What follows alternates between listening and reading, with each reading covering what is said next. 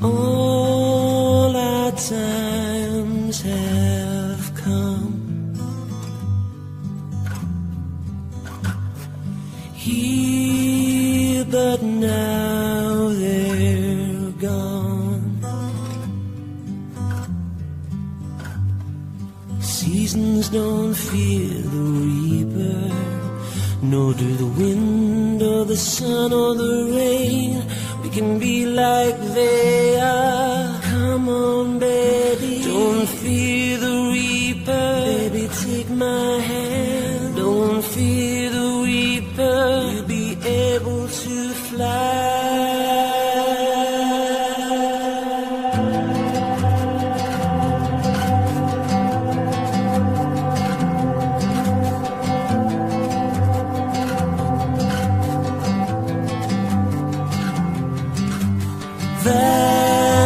sun is done. Here, but now they're gone. Romeo and Juliet are together in eternity. Romeo and Juliet, women every day. Juliet, women every day, like they are. Come on, baby, don't fear the reaper. Baby, take my hand, don't fear the reaper. You'll be able to fly, don't fear the reaper. Baby, I'm your man. La la la la la. La la la la la.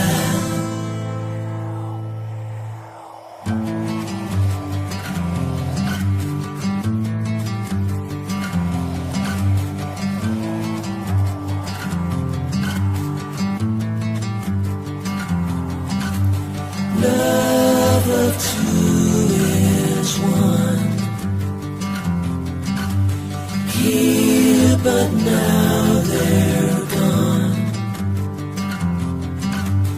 Came the last night of sadness, and it was clear that you couldn't go on. And the door was open and the wind appeared. The candles blew then disappeared. The curtains flew, then he appeared. Don't be afraid, come on, baby. She had no fear. She to him and they start to fly. They look backwards and say goodbye. She had become like they are. She had taken his hand. She had become like they are. Come on, baby, don't fear the reaper. You'll be able to fly. La la la la la. La la la la la.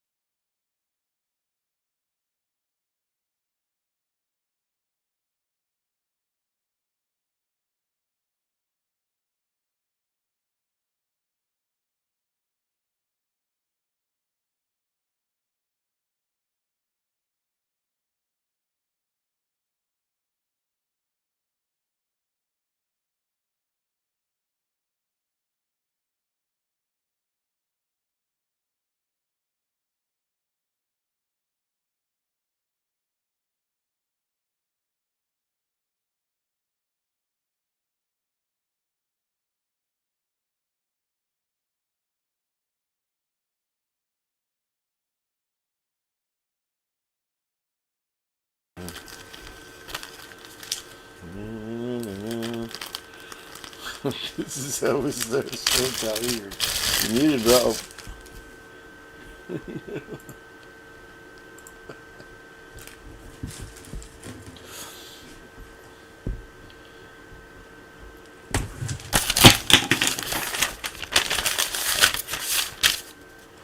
Are we back? Ah, you can hear me now. I bet I was muted. Yeah. I was going to make a sign. Oh, man. That doesn't usually do that when I put it on stage. Huh. That's kind of strange it did that. That's how we start a Friday night show right there. What an entrance. Right, there we go. Boom. Kaboom. That's our big bam tonight. Thanks for coming, everybody. Good night. Well, usually when you put it into the stage, it doesn't. You're not muted. I don't know how that happened, but whatever. So how you doing? You having a good day, brother? Yeah, pretty much. Great day today. Turns out it looks like I'm going to be headed to Boise in August. So. Oh, really? I'm pretty excited about that. Yeah, it's been kind of a goal, and everything kind of came together. So here we are, and. Boots on the ground, you'll be. Say again? You'll be boots on the ground. I will be, yeah. I'm looking forward to hanging with everybody. Try and get in the Airbnb there, do a little skiing on the lakes, and maybe hang out with Twiz a little bit. I think he might crash with me for a bit there, so it'll be cool. Oh, sure. Yeah, he knows the area well and stuff. It'll be a vacation. Pretty much, kind of, right? It's a crime-cation, right? Isn't that the popular thing now? Crime-cation, right. I don't think I'll be there for the jury selection, and I'm going to try not to spend $5,000 every 2 days like the G's did, right? I don't have that kind of coin to throw around, but we'll do our best. It's so easy to do on the road. It is. Yeah. Especially if you stay at the Four Seasons, right? Yeah, right. So how are you doing, man? I'm doing all right. I'm hanging in there. Had my good days and bad days. I hear that. How's my volume? Is it okay? I'm worried. Last time Toes said I was a little loud. Can you tell? How's the chat? Everything? Well, maybe a little bit. Yeah, I can adjust it though right here. So you got it? Okay, cool. Yeah. Yeah, you've had us on our toes, bud. I'll tell you. Worrying about you. Right. You looking good though. Bouncing back. Yeah, bouncing. I'm getting there. You're not Bugs Bunny, but you're getting right. Yeah. Nah, it's tough. Yeah, I guess that first one was kind of a scare. It turned out to be a panic attack, though, huh? Yeah, that's what it was. They flew me all the way to fucking Fargo, dude. Oh, Fargo. They didn't put you in a wood chipper, did they?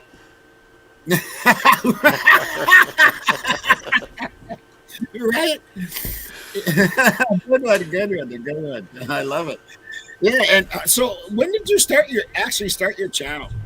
I think it's been about a year and a half. I kind of picked it up when Thought Riot was just kind of waning off, and for a long time there, it was just me and Heather Fitzgerald, ironically enough, and I would do photoshops of Kopaka's eye, and I would run 5-6 hours. What else are you gonna do?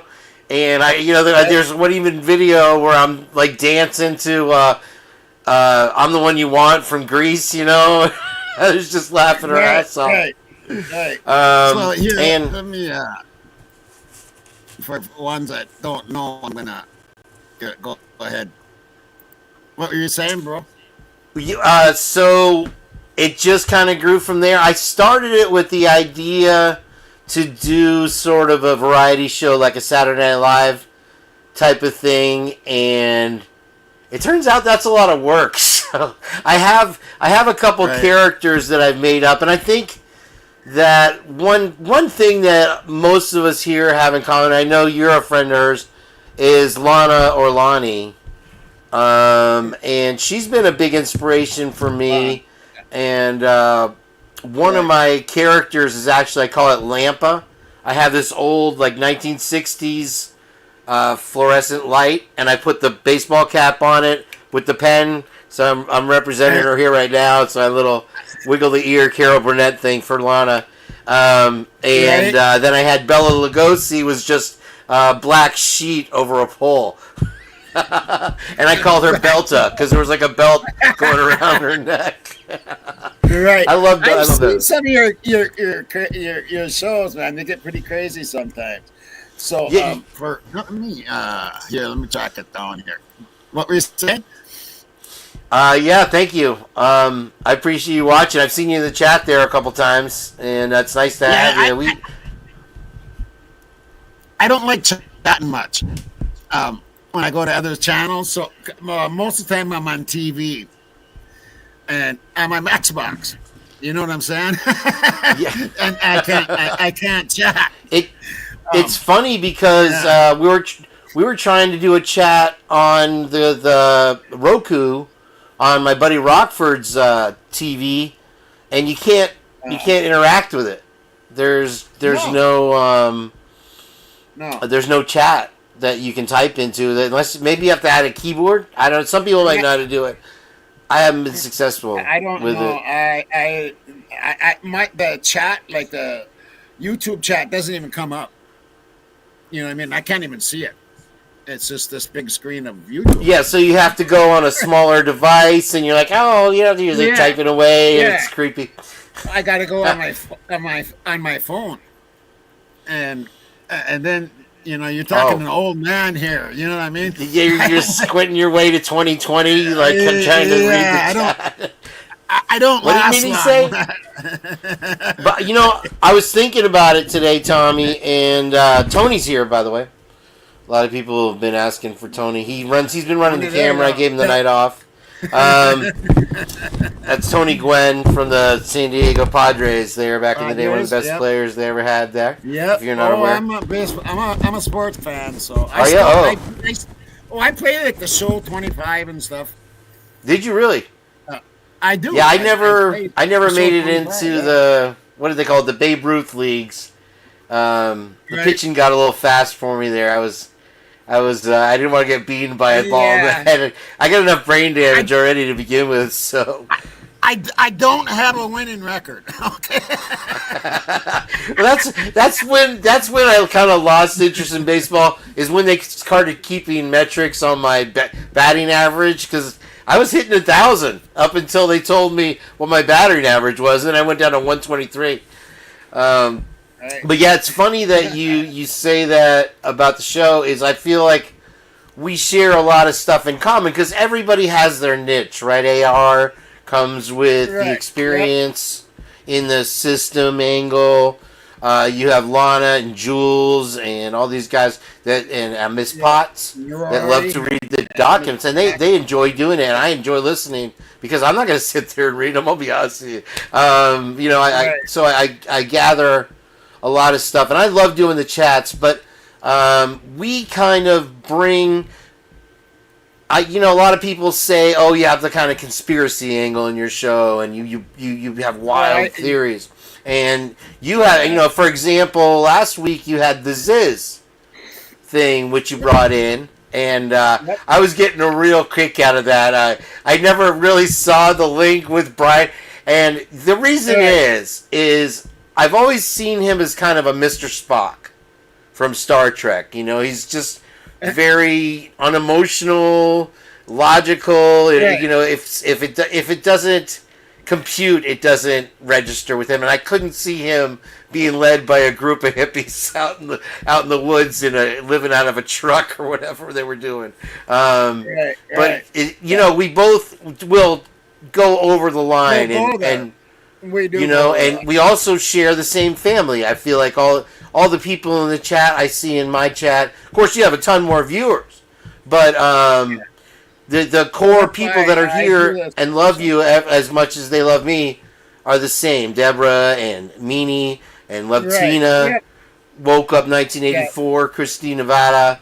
All these people have, and even though I say I don't have as many members, I feel like every time I do a show, they show up, they stay from the beginning to the end, just like on your show, which means a lot to me. And I feel like when I watch your show, I'm hanging out in your living room. You know what I mean? It's like a family thing. As I'm chilling with Tommy right now. What are you doing Friday night? Chilling with Tommy, gonna watch some music. That kind of thing. Right. And you play guitar too, right? I do, yes, a little bit. I've seen you play it. Yeah. Okay. You haven't played in? Have you played in bands and stuff or no? I'm actually playing in a new band now with Rockford and Buddy ours, and it's going really well. I think Rockford's in the chat. Where are you at, Rockford? He's my buddy down the road. We worked together at Sam Ash Music for a few years. And I'm playing bass for him right now, and we'll kind of switch it up, and I'll sing, and the other guy will sing. But before this band, I had one with our other manager that was what I felt going to be like the Metallica of the 2020s. And we just wrote this string of great tunes, all metal, which I wasn't even doing. Is it called Dead Cowboy? Okay. There's Rockford right there.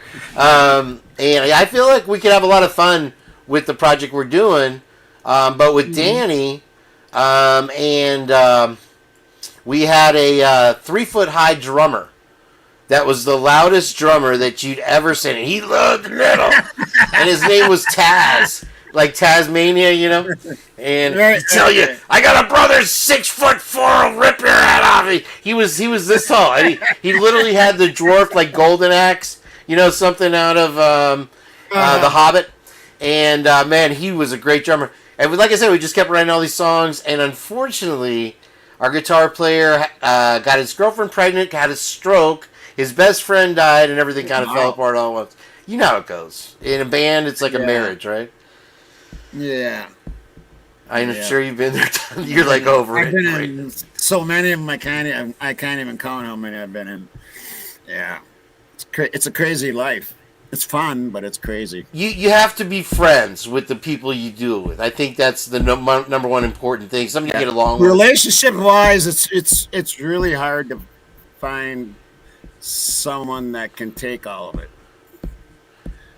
There's always an ego it has to too. Be someone pretty special. Yeah, and musicians are known to have egos. Yes, it's the weirdest thing. You never expect it. It happens. Right. Until they get old and they feel like grandpa.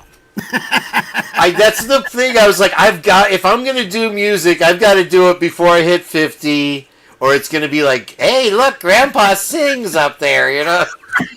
You could be wailing the shredness licks, and you're still like, oh, come on, kiddies, get off my lawn. No.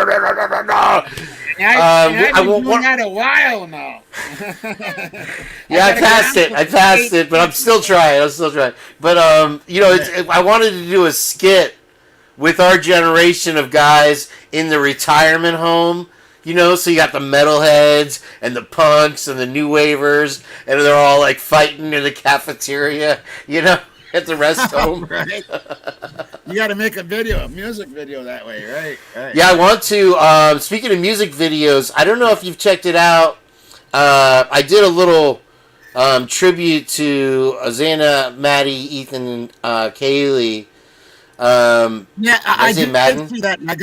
I actually have it listed to show tonight.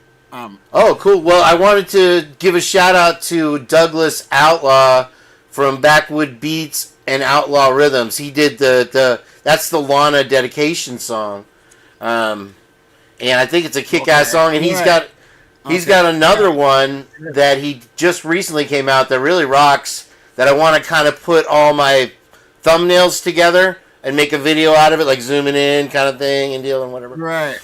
So I plan on doing that. He's really been working hard and putting a lot of stuff out there. You're a really killer guitarist, by the way. Thank you. Yeah, I've watched all your on stage stuff there, and I'm like, man, You know, the thing with me is I don't mind coming up with my own stuff, just whatever. But when I try to learn other people's tunes, I forget them. Like, I swear to you, Tommy, I've learned Roxanne. It's the lyrics I lose. Like 400 times, all the way through, memorized it, and then I put it down for a week, and I completely forget it, you know? It's like, I don't know how you're doing all the Guns N' Roses and ZZ Top and all that, you know? It kind of sticks in my head, you know? It kind of sticks in my head. Yeah, like I said, I got too many rocks in there. There's no room left. Except the lyrics. The lyrics to my own songs, dude. Thank you. I gotta have them down on the floor when I go live and I'm doing my own band thing, you know, and I have to have them down on the floor, dude. I gotta have them right there, or I use a mic, a music stand or whatever. I used to put them on the floor, but now I gotta put them on a music stand because I can't see down on the floor. Dude. Yeah, they say that it all starts to go at 40. Your eyesight. I didn't believe anybody. And then on my 40th birthday, I'm like, I can't read this. Oh no, shit! What's going on? Yeah, everything hit me when I was 45. That's when I started having heart problems and all that shit, man. Yeah, it catches up to you. 45. Yeah, it does. But yeah, here's Kane's page right here. Kane B's The Purge, and he needs some more subs. So get over there and sub to him. And he's got lots of lives and lots of videos to look at. So yeah, I think I'm up to 150 now. 150, yeah. And yeah, thank you for subbing up. I appreciate it. Like I said, I feel like I've earned each and every single one, and everybody's been so kind and so loyal. Meg P has bought, like, I can't even count with Too Fast for Fleas how many memberships they've bought, and I've always been kind of a polarizing, I don't know if you have the same experience, personality. It's like when people meet me, they either love me or they just hate me. I've even been in Lana's chat, and she gave me a birthday shout out. That's why I introduced you as a character. Fair enough. We're not sure if we like him yet, but we're working on it. Oh no, I like you. We like you here. Oh, thank you. But yeah, Lana gave me a shout out for my birthday, and so I was like, Kane B, I hate that guy. Somebody said in the chat. I'm like, okay. Oh God. There's a lot of people that don't like me out there either, bro. That's for sure.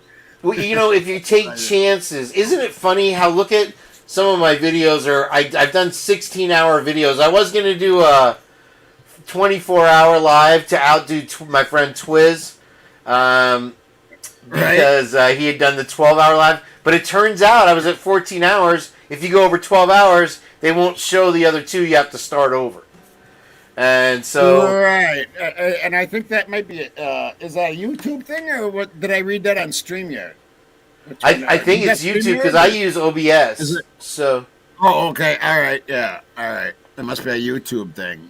12 hours and that's it. Right, yeah. Which is like crazy. I'm amazed I had that kind of time to do videos. But it's funny, I will do 3 to 5 hour shows. Huh? I was just saying something to Lindsay. I said, "Oh, I know he does." Never mind. Yeah, well, I'll do 3 to 5 hour shows, and it's amazing because it happens. What was I saying that we had a comment? I think I wrote it down somewhere. It happens as you go. I forgot the word to put it into words, but. You know, the comedy kind of just comes along as you go, and I try to have some funny clips and stuff to play in between, and we try to look at the lighter side of stuff. But I've been so lucky, like I was telling you last time I was on, that I've had the best contributors with Rochelle, Heather Fitzgerald, and Jen at Criminal Confidential. And I honestly have gone into shows with nothing and been like, and honestly, Tommy, been up in the air of how I even feel about the case. And Jen will come with some new angle, you know, and I'll just be like, and you know, the guy behind the guy a lot of times is Bubbly Waters, and I don't think she gets enough credit for all the work she does. And she just keeps pumping them out. She just is. Oh, she doesn't stop. Everything, yeah. You know. Right. Yeah. I have to give a shout out to her, but it's funny talking about YouTube. Something I've noticed recently is they were subtracting my views, because my views come and go. You know, I have my core, say 600 to 800 people that will be there, you know, loyal as all get out, and unless you're on, but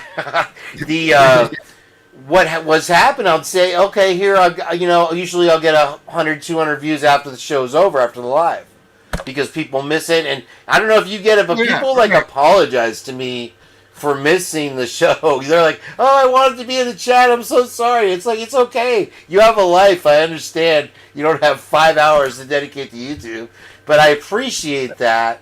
And you know, every single one of them in here, you have to think of all the time that so many people have spent trying to figure out this case, trying to find that golden nugget that explains what the F is going on here in this town. And I always like to thank them, you know. And a lot of people have started channels now, like Angel Great Britain, Hold Her Covered. They have actually some good content also. But what I noticed with YouTube is I would have like 750 views, and I'd go back and look, let's see if it went over 1,000. And it would be at 610. Right. And I'm like, that's weird, they're taking away my views. So I got on the chat. Yeah, this is just the last 2 shows, and I'm exaggerating. It was like minus 35 views and minus 20 views. But I noticed it. And how can that be? How can they, you know? I went on the chat support to find out. And I got on there for another reason. I forgot what the other reason was. But I asked the guy, why were my views disappearing after they appeared on the backstage stuff?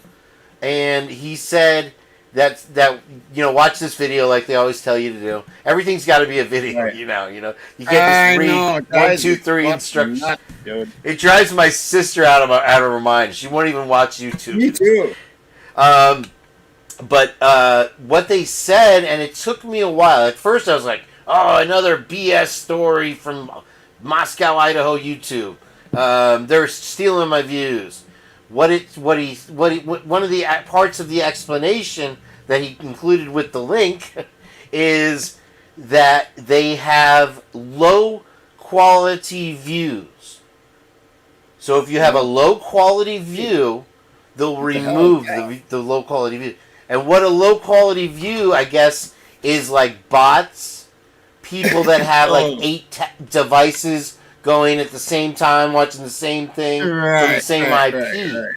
So that's where, and I said, well, my silly little show, why on earth are people botting it or over? And I said, maybe we attracted the attention because, like I said, it was only the last 2 shows. Perhaps we attracted the attention of law enforcement. That would be somebody that would explain, that would want to monitor you. If that makes sense to you. Yeah, it does. I'm wondering if it isn't also weak views, like as in people coming in and they're only in there for like 2 seconds and they exit out. That wasn't something they mentioned because of views of you. Then, okay. It was there was a list of 3 things, and bots was one of them. People that have multiple devices streaming the same show. And then Meanie was saying something about that there's people that try to do these types of things to draw the attention so YouTube will scrutinize you more. I see. So, yeah, for whatever reason. Right. Well, that's just crazy. Take views away from you, and that's just stupid. Isn't that wild? Yeah, I Yeah, at that's pretty first I was wild. like, well, at first I was pissed. I was like, well, you can't, even if it's a bot, let me get my views. But then I Right. thought it's actually a beneficial thing, because why all of a sudden now are these views disappearing and it's a low quality view? Who is it that is coming It's from that? bodying you. Yeah, who's bodying Yeah. you? So it's a beneficial thing. It's showing Right. me that somebody's paying attention to me. Right. Yeah, that very well could be. Let's take a look at some vids to talk about this case, though. Yeah. I wanted to let me see if I can find it here.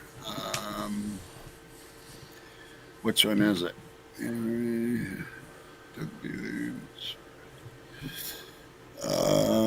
Where are you?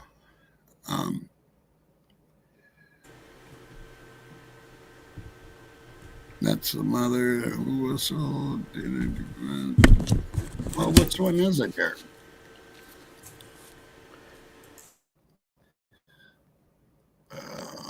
Just give me a minute here. No worries.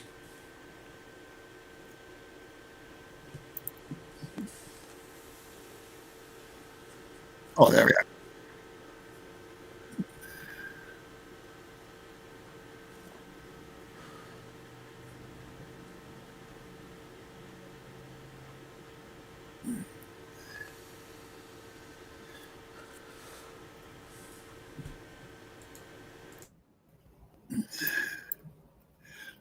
Okay, so here we go. Now, I've never seen when you did this on this video, I've never seen this that tribute. You there? There you are. Yep. Yep. I've never seen movement on that picture. I've never seen the video of that. I've only seen that picture. I've never seen that. It almost is it AI? That's AI. That was an AI thing. So a lot of people said, "Oh, that doesn't look like Kaylee" for a second there. But it's just something I did because it's such an iconic photo that I thought I'd bring it to life. Yeah, it's pretty cool actually. It brings it to life a little bit, So here it gives emotion to that day. Yeah. Okay, so let's play it. And this is Douglas Outlaw from the Backwood Beats and Outlaw Rhythms. 2 years in the shadows. What's that? Say that again. Oh, the song is a tribute to Lana Orlani by Backwood Beats and Outlaw Rhythms. Douglas Outlaw. Douglas Outlaw, yeah, I remember him. Reckoning Rise. Okay, gotcha. 2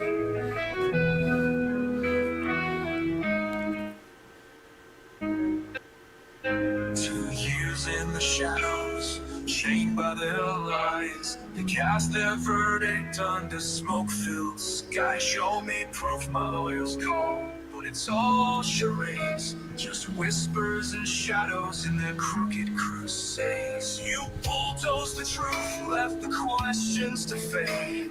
Buried the answers in the mess you made. Truth and transparency, let us cutting the wire. Striking a match to the house of your fire. You bulldozed the truth, left the questions to fade. Buried the answers in the mess you made. Truth and transparency, let us cutting the wire. Striking a match to the house of your fire. You can't break what you can't erase. Your life will burn in the light they face. Truth's a storm that you can't contain. It'll drown your empire in the weight of my pain. Your hollow throne, your gilded disguise will crumble and fall as the reckoning rise. How'd you like it? The question repeats, but the answers are buried beneath deceit. Your evidence bends, your motives bleed. A system that thrives on its twisted creed. Loudest voices of thunder, breaking the night, shattering the silence, exposing the fight. Justice isn't blind, it's chained and bound, but the reckoning's rising and it won't back down. You can't break what you can't erase. Your lies will burn in the light they face. Truth's a storm that you can't contain. It'll drown your empire in the weight of my pain. Your hollow throne, your gilded disguise, will crumble and fall as the reckoning rise. In the walls, a system diseased, built on power and the lives it seized.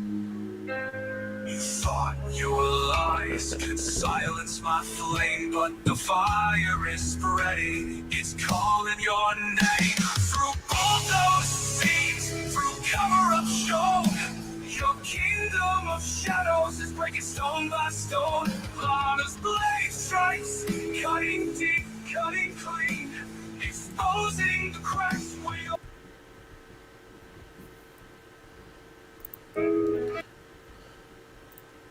Yeah, so you like that? Yeah, that's quite something. Yeah, it's really heart-wrenching. I'm glad you played that because not a lot of people have seen it. I couldn't think of anything more iconic to do it with after that. I was like, that's kind of the pinnacle. Yeah, it is. It is. That picture will go down and, always known. I'll never. So, what do you think about the motions in limine here? that to me is almost a script for a comedy movie. This whole case seems like a comedy movie, dude. I mean, it's just crazy. I've never seen anything like it. I don't think anything has ever been exposed as much as this one. I think that there is a lot of pressure for prosecutors to get the suspect they have on hand to either plea deal or get convicted. And that seems prevalent across the country. Somebody from England, I think Mark and Betty, says we laugh about this case, and they're especially curious about the DNA over there. As far as yeah, I think everybody is, even over here. I think the trial's gonna to bring out a lot. If it even, I don't know, man. I still wonder if it's even gonna get there. Even with everything that's being done, it seems to me like it's a whole big sham, dude. But whatever. It's. I mean, it's just too much. I've never seen the prosecution act this way. I've never seen a judge act this way. I've never seen a multi-red rummer act like he does. He's never said one frickin' word, dude. Not one. Or just to the judge. It's wild. It seems at this point, with the vibe I get from these motions in limine is that they're desperate, and people say, "Don't put it out there, Kane. Don't say that." But I am very worried for Brian's safety at this point. And Twiz and I have a little bit of an argument going on about it, and I'll talk about it for a second if you don't mind. He says that Brian's not that important, but I have kind of a list of things that would steer someone involved to create a Jeffy Epi situation.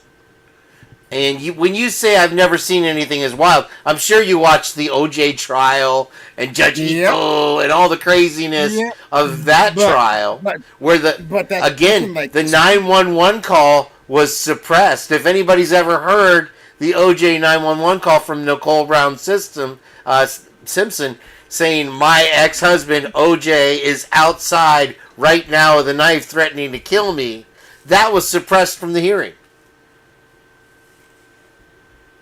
If you remember. That was what, 93? That's your age right there. 94, 95. Yeah, it's 35 then. Right around 35 back then. And this case makes that look like Jack and Jill went up the hill. You know what I'm saying? Right, it does. It doesn't. And it hasn't even reached trial yet.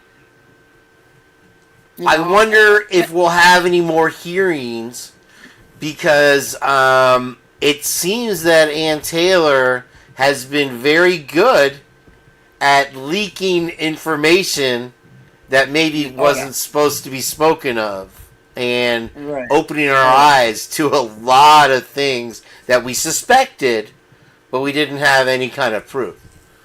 Yeah, what I really worry about in this case too, they're going to allow the IGG, which I think, well, actually, I don't think they're going to use the IGG. They're the IGG itself or how they got it. But I worry that with Brian that if it does go to trial, that he can't. I lost my train of thought. It's gone. Well, I was saying that it at this point, I feel that the prosecution is so desperate. And if you watched Heather Fitzgerald's video, I don't know if you got a chance to catch her latest one today.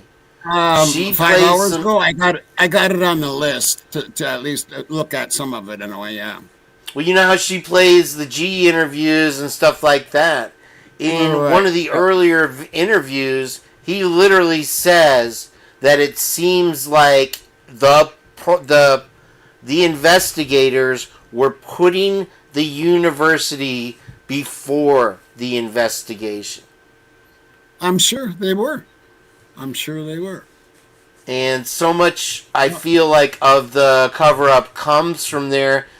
They were protecting the university. I'm sorry. That's exactly what Steve G said. And so in these motions in limine, you have one to suppress. The biggest one, to me, is to suppress the AT&T timing data. That's their own investigation. They want to suppress any kind of expert rebuttal. I don't know. And so a motion in limine, if anybody's curious, it's a pre-trial event to encourage the defense or a prosecution from speaking about a certain subject or using an expert. And so what they're trying to do is create a defenseless defense by putting, you have your right to defend yourself on any evidence that they try to present against you. You have the right in any way to defend yourself. And they're trying to remove that. Right. You see? And so when they're taking away the timing data of the AT&T warrant, what that screams, we're hiding something, right? Right. Well, that's been going on this whole case. I'm so numb to it now, and maybe that's what they're trying to do is numb people down by all this shit. Well, what I mean? Normalize it, numb people down, and because I get numb to this shit. I've just heard so much. It's crazy.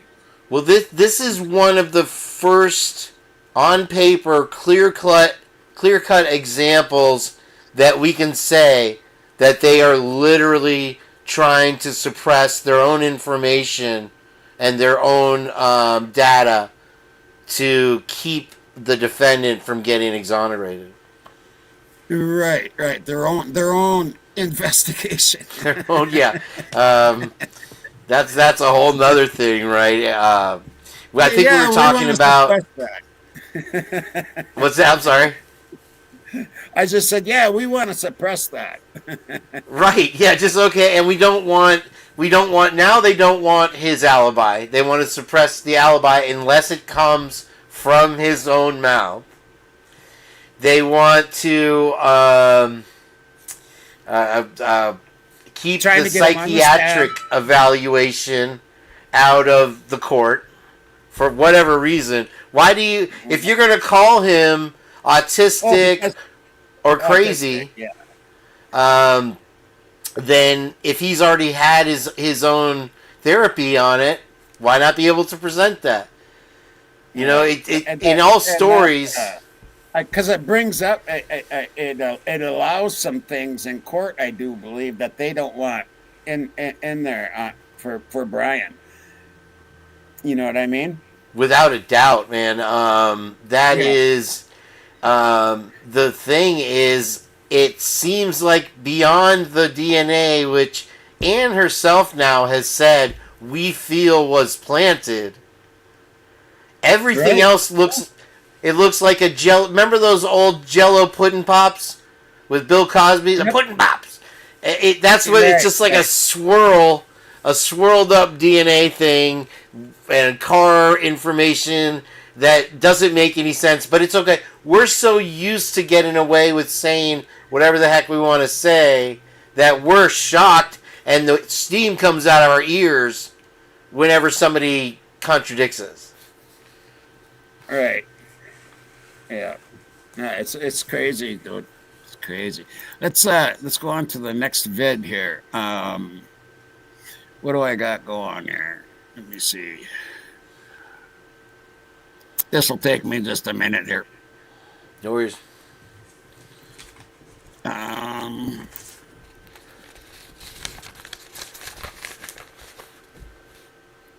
One thing while we're waiting, I wanted to talk about was in the press, you know how they have Nancy Grace and Court TV and Vinny and all these guys. Whenever they reported this case from the beginning, they did seem to throw out a lot of facts. But one of the key taglines that they will always add was it's an off-campus house. And they'll even add in after-hours event. And recently I've noticed they've kind of subtracted that from the tagline for whatever reason. But why is that so important? That house couldn't be more on campus. It's on Greek Row. It's 1 or 2 blocks over from the university itself, right? Right. And but some reason they need to mention that it was off campus. Well, why? To protect the university. That's all that seems to really matter in the end. And we've been watching the the intellectual particle accelerator that they're building in Idaho. Are you familiar with that one? I think you were watching. You were in the chat on the show where we presented that. Oh no, you're not. Okay, so guess who is in charge of it? You know what a hadron collider is, right? The CERN in Sweden where they mash the atoms together, at 1,000,000 miles an hour. Oh, right. Yeah. They're building one in Idaho, and Scott Green is in charge. Are you serious, dude? Where'd you Yes, come? Where'd you hear that? Where'd you find this on? It was an article that Heather Fitzgerald presented, and it was a video. And if you look at one of my thumbnails there, I don't know if you're on my page right now. You see Beavis and Butthead or Beavis in the thumbnail.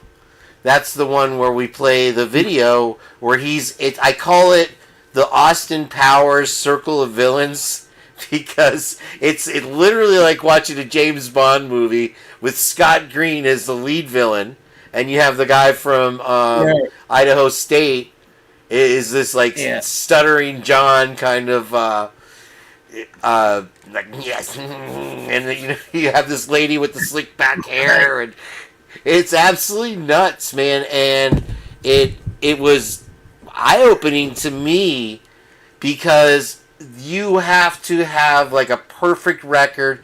You have to have $50 million in grants and all these stipulations to be able to qualify. And somehow Scott was able to not only protect the image of the university from this scandal, he also wrote a book about it. You know what I mean? On top of it. So, right. It's actually, I think this is the one that people have been saying, and I only watched a little bit of this because it was getting late, and before I got on here, but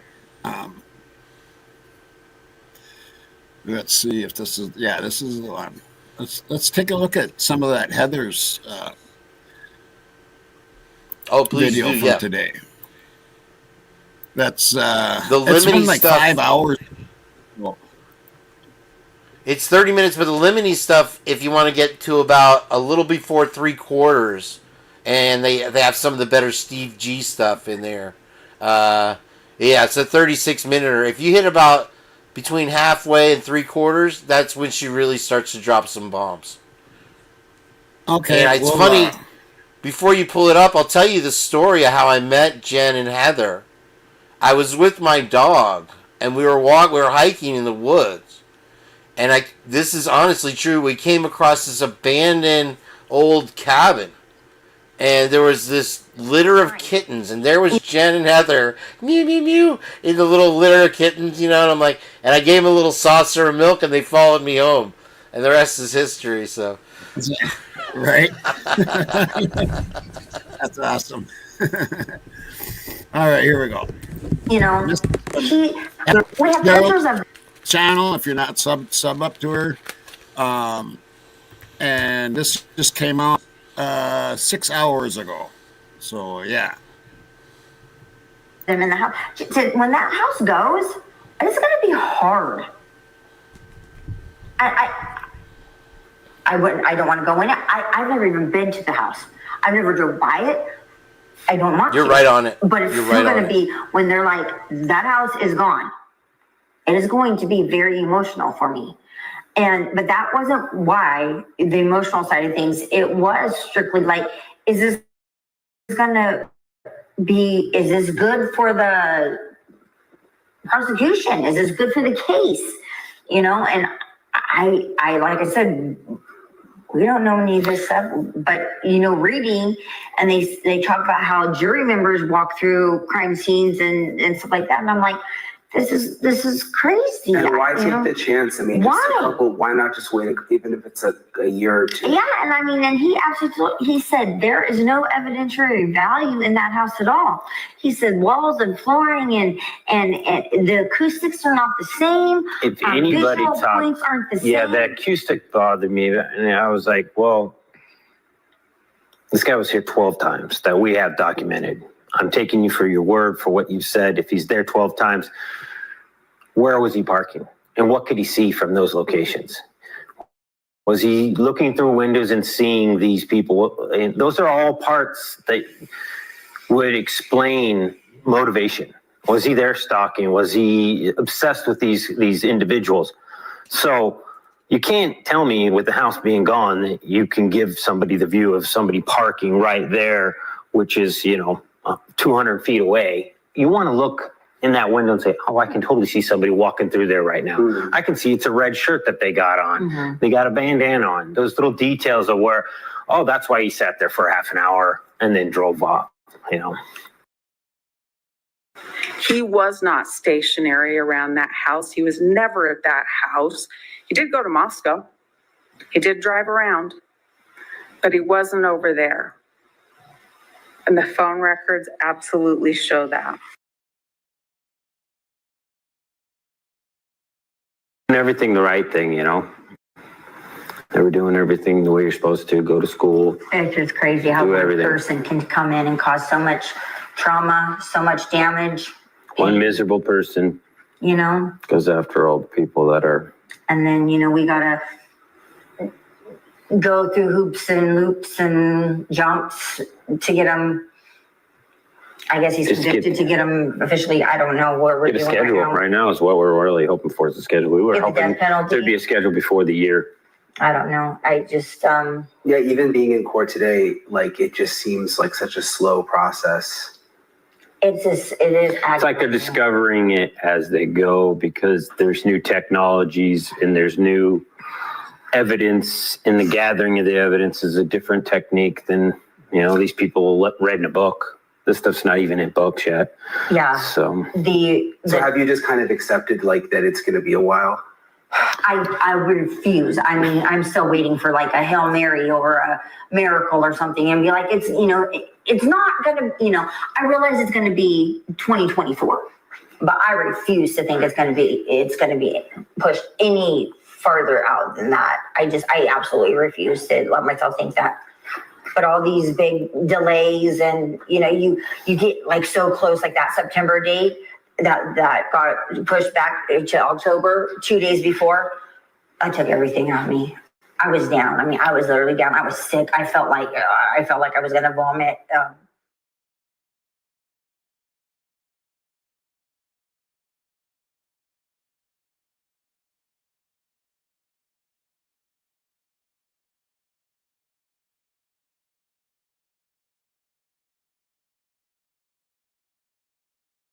The father of one of the 4 students killed, Kaylee Gonzalez. Steve, thank you for being on tonight. Just your reaction to getting this news. Was this a surprise, hearing that there's a date scheduled and it is December 28th?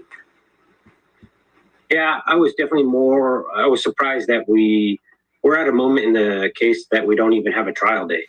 You know, we've had a trial date for almost the vast majority of once they had a suspect. So we don't have a trial date, but we have a date to have, you know, largely the biggest piece of evidence being destroyed, which just seems backwards, you know.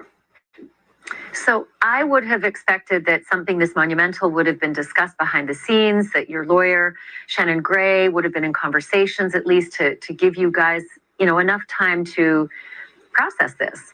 And it sounds like that's not the case. You didn't get much time, different than the time that we got in terms of this announcement.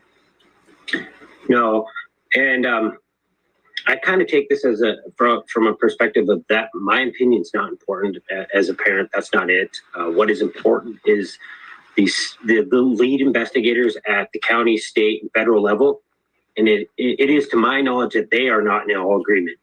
And we tried to get them to all come in agreement and address, you know, come out with a formal statement. So if they can't all agree, I find it very hard for the parents to all agree. You know, we're all trying to get through this the best way we can. I want to be absolutely respectful to every single one of the parents. I understand that this has to go down, and I'm not going to fight it forever. And I want to be careful what I fight, because this is a losing battle. But well, it's a long battle as well, as we've come to understand. That brings me to the issue of Mrs. Chapin. Ethan Chapin's mom, Stacy, has given that statement to me, saying that, you know, we're okay with this at this point. We agree with the university. We think it's in the best interest of the kids who are there, including her 2 kids, and the community as a whole. What are your thoughts about that? I totally respect it. I get it. I have leaked footage. I've seen things that they may have not seen. I know for a fact the path that this white salon, this car took, and people are going to wonder what he was doing when he parks in certain locations for extended amount of time. What was he looking at? I want to know what he was looking at, and I don't know how you can see what this man was looking at without the house being there. What windows was he peering into? Why did he pick that location to stop at? Why did he keep going back to these certain locations? Here, what's added to that set of affidavits is the paragraph that talks about Mr. Koberger's phone using a tower that provides service to 1122 King on a number of occasions. The PC affidavit says 12. Your Honor needs to take a look at, I believe it is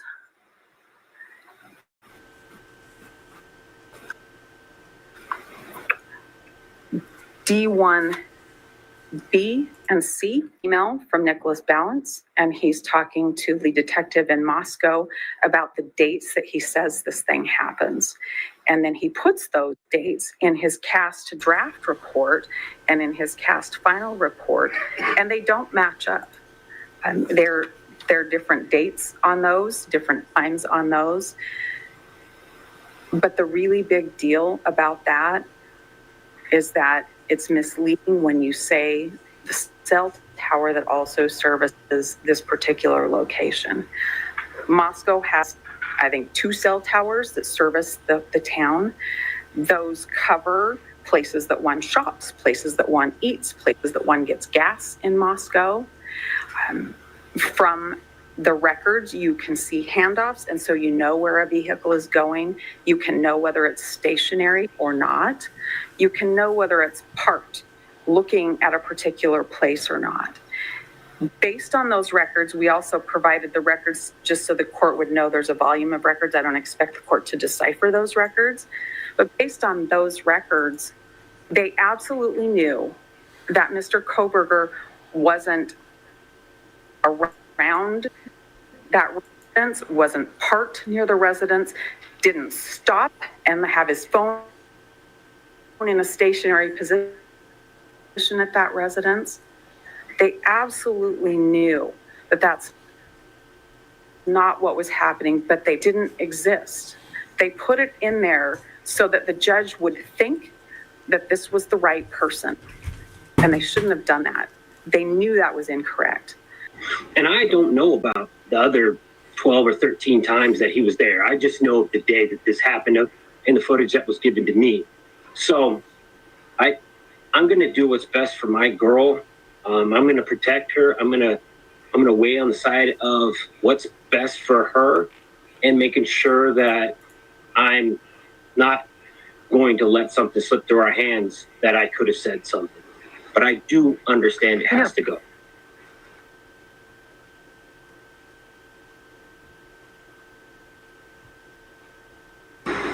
I have this question for you because up until now I hadn't really contemplated this, but do you think it's at all possible that the prosecution is so confident about their case, they're not worried at all about the house standing? I've been told that exactly. I've been told 100%. The amount of stuff we have, Steve, relax. You know, you're a very aggressive a father. Relax, but it's not in my character to just know that.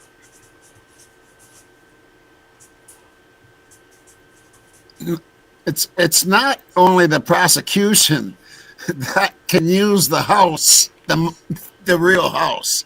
You know what I mean? They're acting like the only ones that are going to be hurt by this is the prosecution by tearing down the house. You know, they don't think outside the box. They don't think that the defense could be using this house. But Ann Taylor went along with it too. So I don't know. I thought they could have used the house. What's your opinion on that? On the house, it's not important to the defense because Koberger wasn't there. So it doesn't matter to them if they tear it down. It matters for the case. And right. I've been excited to share something with you from we did a couple shows ago. I had a guy named J.J. Vance, not the vice president, but he has a podcast called Operation GCD podcast, and he is ex-military. He was stationed here at MacDill Air Force Base. He was military police, I believe some kind of special forces for years. Recently retired, and he was discussing FTX. Do you remember FTX crash of the cryptocurrency with the guy Sam?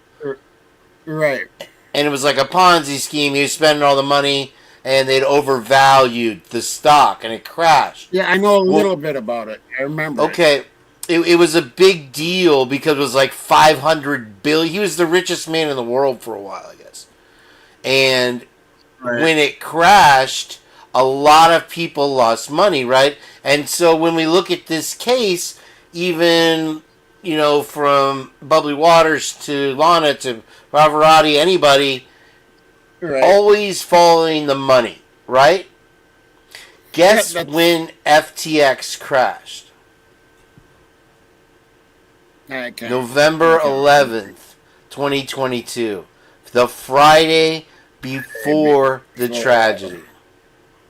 Right. That's when it crashed. Now, when you have a margin call, you have to pay that margin call. And if you don't, there's going to be problems. Okay? And Miss Johnny Knapp brought up that, look, Steve is wearing that white cross hat. And if you remember in the beginning, he was wearing the hex hat. Yep. Okay? Yep, I remember so suddenly he switched from being a man of money to a man of God. God, right. And he's also changed his stance on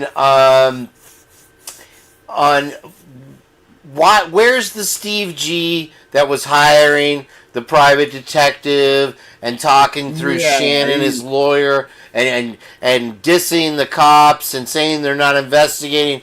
What happened to that guy? It seems at this point he's more interested in getting this guy in front of the firing squad and putting it behind them. He's willing to ignore a glove with blood, a handrail with blood, all that stuff. If there was anybody else involved and it was my child, believe me, I would go nuts. That's what I'm worried about. That's what I'm worried about is because this judge is siding with the prosecution. So I mean, he's getting set up, he's getting set up, dude. He's getting set up to fucking take the fall. Now, I've heard rumors that they're going to fake his death. That's what I'm saying with that Jeppy Effie theory. The rumor mill. The rumor mill is that they're going to fake his death. Or not fake it. Which would be worse.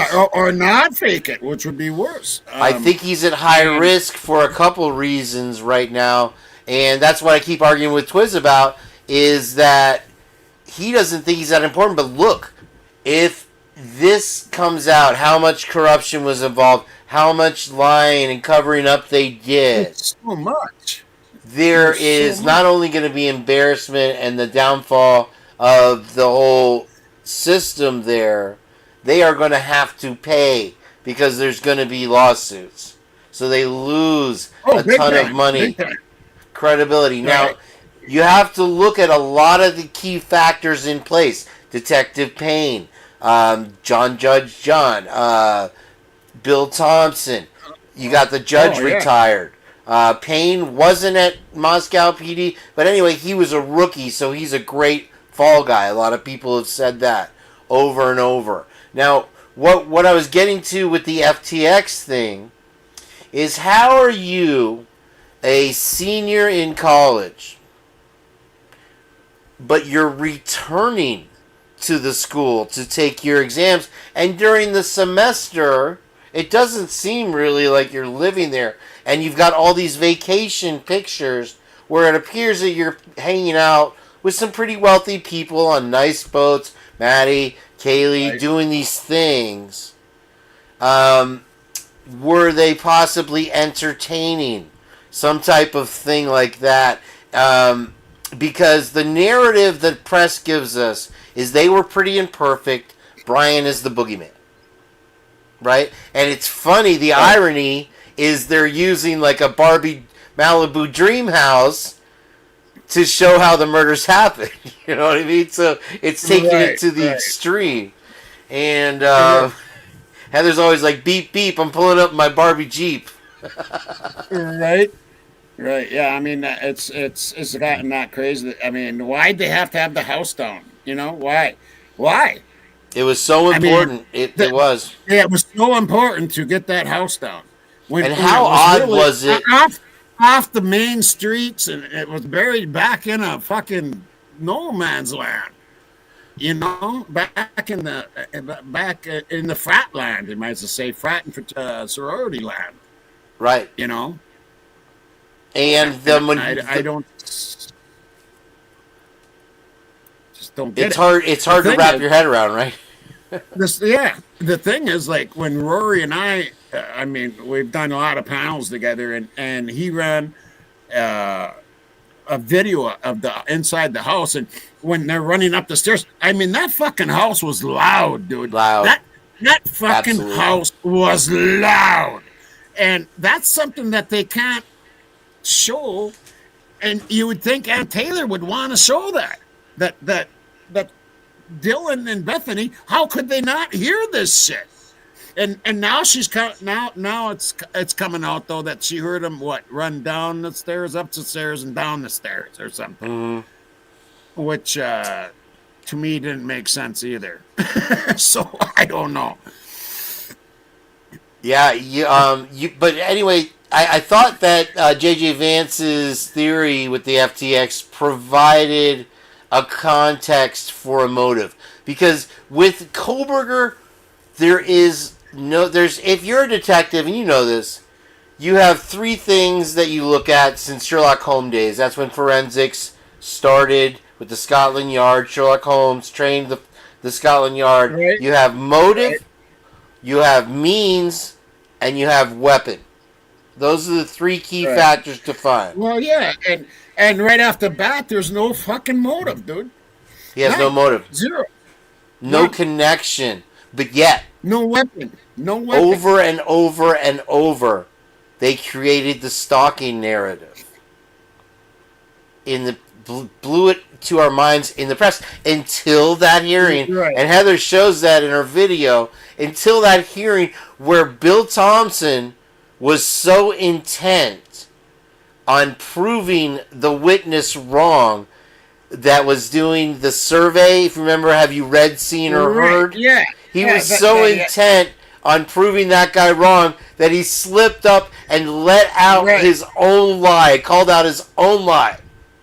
Right. And he said, you can go ahead and be angry and work for the defense. Those were his exact words. And it's so they've over and over they've tried to say all these old stories from his past, and we don't know that any of this is true. With the big birthing hips comment and the girl, what was it, Brat? All the shit that was on mainstream media. Well, the classmate that said he made disparaging comments. Right, and it turns out that a lot of these things are intertwined. And, we've all looked into that one. So, yeah. It's a lot. And you wonder where the Steve G took the left turn, and now he's not interested. He's saying because he has inside sources that were telling him he was at the house 12 times. That's why he believes the cops.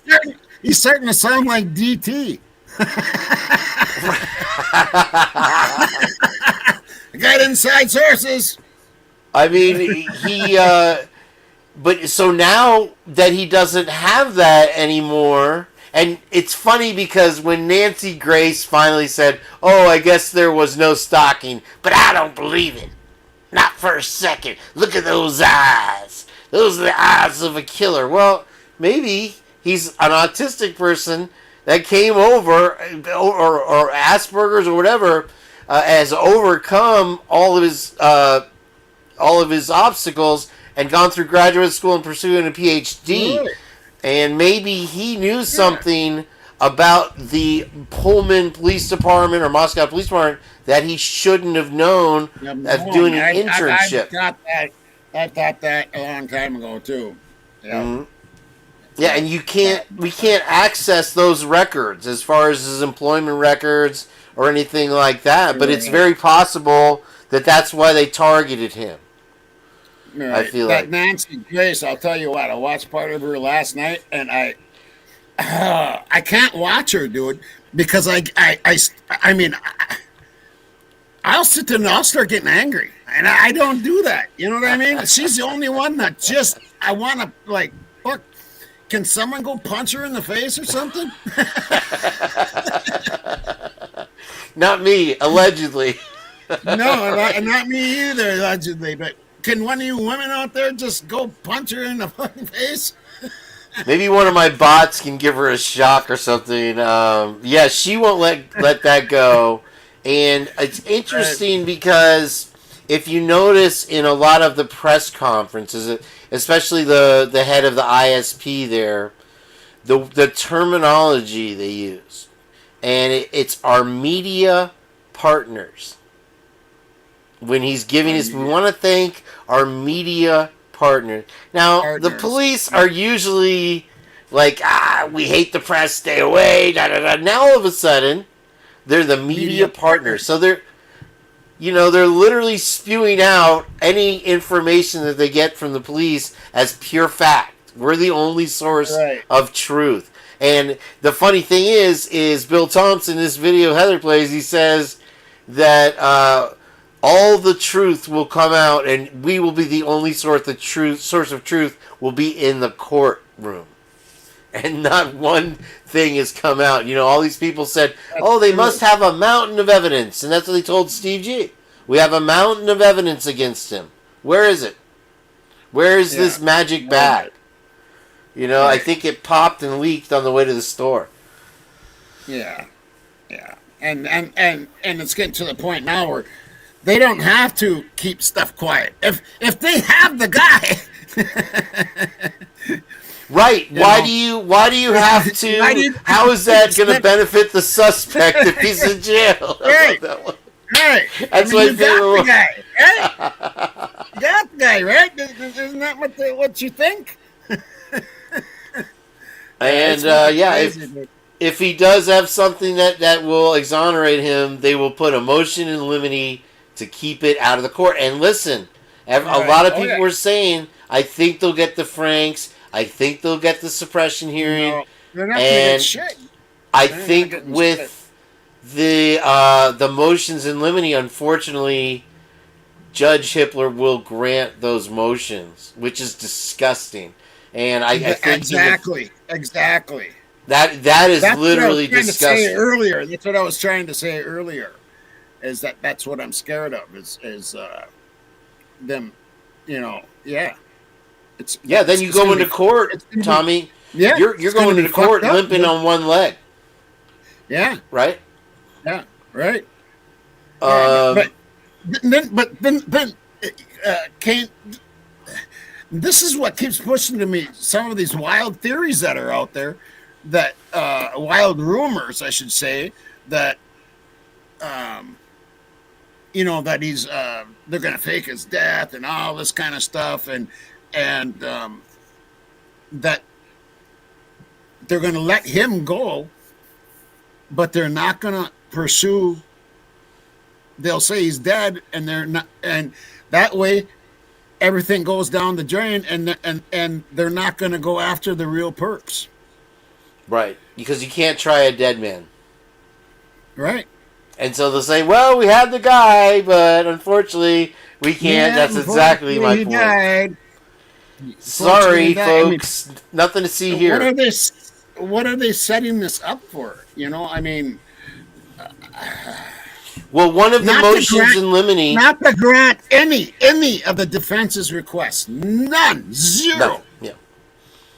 It's one of the motions in limine is to suppress the alternate suspect angle. Right. So don't you dare bring up the fact that there's even other people, even if Koberger perhaps was involved.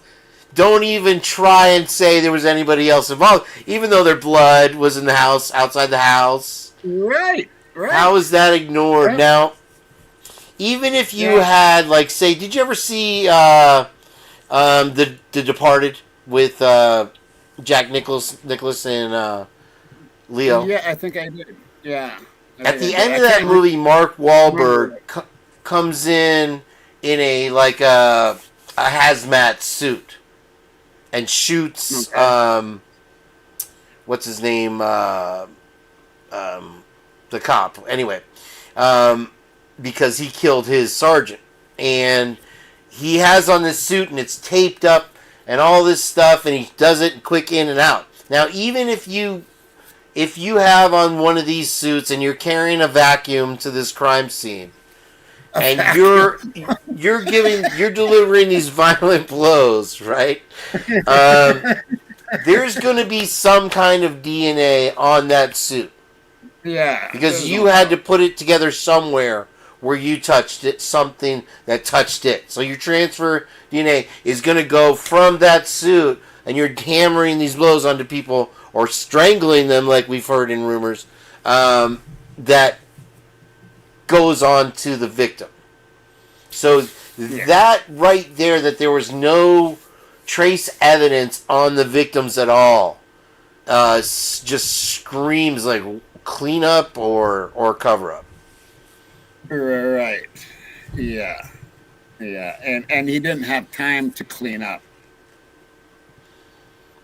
He didn't, and that whole vacuum thing, that to me is a fucking joke, dude.